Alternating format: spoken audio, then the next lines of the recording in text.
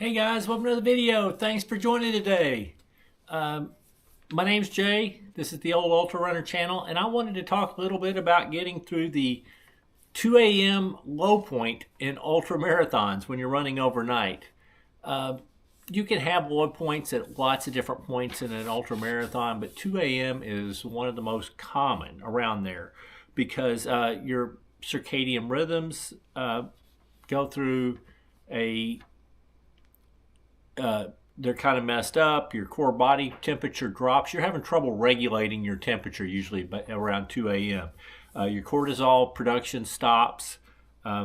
Anyway, a lot of people start really questioning why they're doing it. Their body is at a low. They're not able to necessarily maybe hit the targets of the pace they wanted to do. And you're in the dark, and you're going to be in the dark for several hours.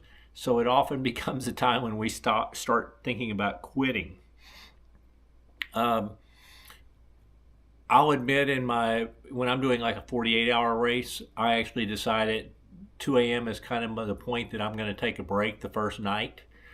So I just don't have to work through it, and I'll go take a 4-hour sleep and get up in the morning. But in a normal non-short loop race, you have to keep going through that night, or if I'm doing a 24-hour race, I'm going to be pushing through the night. So the quitting is not an option to me at that point. So I try to transition from letting my body tell me how horrible I feel and start coming up with ways to kind of get through it. One thing is to take the focus away from the agony your body's feeling or how tired it is by thinking about the rhythm of the movement, the repetitive foot strike. You can think about it as a metronome. You can think about feeling your toes splaying in your hopefully wide toe box shoes. You can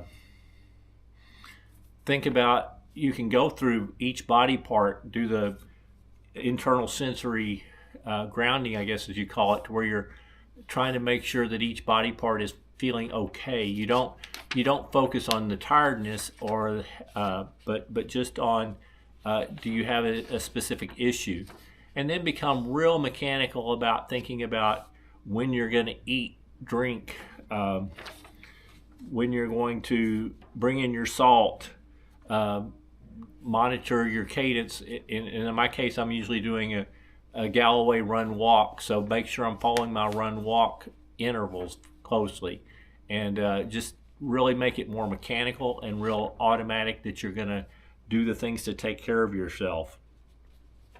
And by thinking about how often you're eating, drinking, taking in salt, and following your thing, you're more thinking a mechanical thing. And if you can do something where you're having to maybe think about how fast you're doing each loop. Don't focus on that you're slowing down, but I start doing calculations in my head. At this pace, I'll finish in that time. In this pace, I'll finish in that time. It's not to drive myself negative. It's to keep my mind occupied, so I'm not thinking as much. I'm thinking more about the math, because the math becomes more difficult at that time. But by doing math, it actually takes my mind off of how uncomfortable I am or how tired I am. So try to think of reframing your 2 a.m. low point, which is a real issue, as a tactical advantage, in that you're not going to let your ego push you to go too fast or too far, and you're not going to quit. You're just going to try to get on in kind of an automatic mode where being tired is not won't interfere. So pilot mode is a great thing, and shift your narrative to not think about quitting, but thinking about you're just going to survive the darkness. You're going to go automatic. You're going to survive the darkness so you can bridge to that morning surge. We always feel better in the morning. The sun comes up, your circadian rhythms say it's time to get up and get moving, and you almost always feel much better.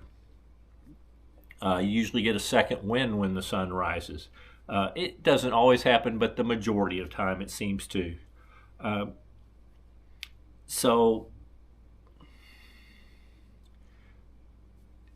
if you can master what you're going to do in a 2 a.m. sort of time frame, you can use this during other times when you hit a low point, where you focus on listening to your foot strike, being rhythmic, thinking about how to take care of your body, your nutrition, your salt intake, and use that as a habit to get you through rough points. And these mid-race survival tactics can actually be useful in everyday life when you hit challenges.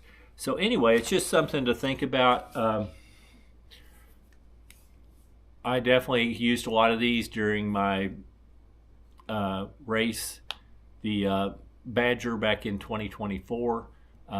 I still ended up getting a little bit overtired and needing to sleep, but it was actually when the sun came up, and it was just because I really hadn't slept real well a few nights before.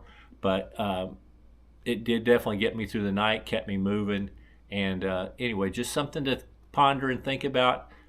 If you enjoyed the video, please consider hitting the thumbs up, the like button. If you're interested in more of my content, please consider subscribing to my channel. And other than that, I hope you're having a wonderful day. And keep moving!